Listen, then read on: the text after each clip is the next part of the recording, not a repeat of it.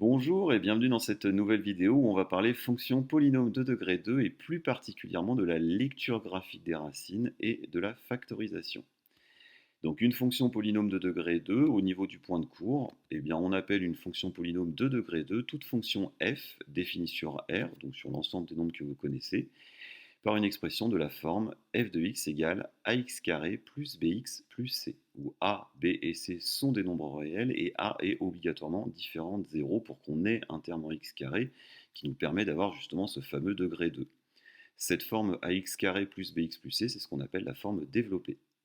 Graphiquement, eh bien, la courbe représentative d'une fonction polynôme de degré 2, c'est ce qu'on appelle une parabole. Donc elle va être en forme de U si A est strictement positif et en forme de pont si A est strictement négatif. Voilà, donc on voit que le coefficient A, le signe du coefficient A une influence sur l'allure de notre courbe. Au niveau de la forme factorisée, eh bien, la forme factorisée d'une fonction polynôme de degré 2, eh bien, c'est A facteur de x moins x1 facteur de x moins x2.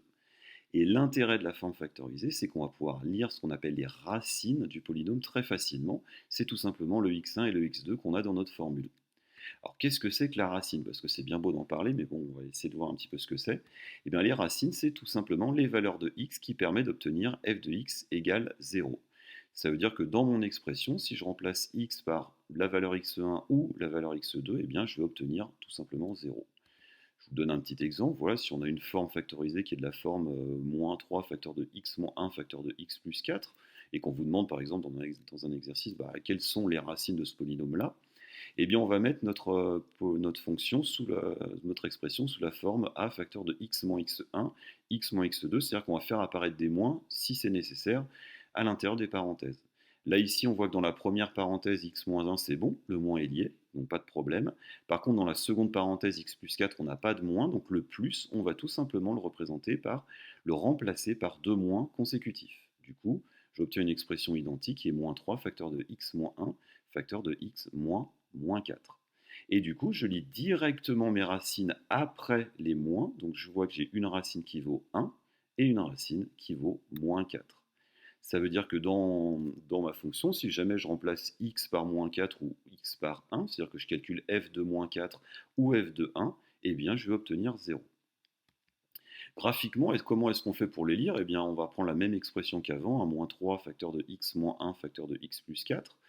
Si on a une représentation graphique, eh bien on obtient ça, et puis tout simplement les racines, je les lis comme les points d'intersection entre ma courbe et l'axe des abscisses, et on retrouve bien une racine qui vaut moins 4 et une racine qui vaut 1. Je vous propose pour terminer un petit exercice type. Donc voilà, on va nous donner une représentation graphique d'une fonction f qui peut s'écrire sous la forme de facteur de x moins x1, facteur de x moins x2. On nous donne sa représentation graphique et on nous demande dans l'exercice de trouver les racines du polynôme et d'en déduire du coup la forme factorisée. Au niveau des racines, on a dit que graphiquement, on les lisait comme les points d'intersection entre ma courbe et l'axe des abscisses. Donc ici, on voit qu'on a une première racine qui vaut moins 1, une seconde qui vaut 3. Donc on a déjà trouvé les racines, moins 1 et 3. Et maintenant, on va pouvoir donner la forme factorisée. Donc on sait déjà que notre polynôme, c'est sous cette forme-là, donc 2 facteur de x moins x1, facteur de x moins x2, et je vais remplacer x1 et x2 par mes deux racines tout simplement.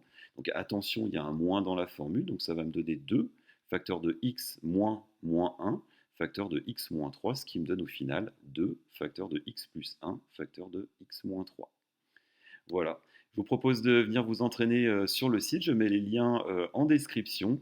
Voilà, ces exercices sont importants pour bien comprendre et bien arriver à s'en sortir avec cette formule-là. Voilà, je vous souhaite un bon courage pour les exercices et puis on se retrouve à très bientôt pour une autre vidéo. Au revoir.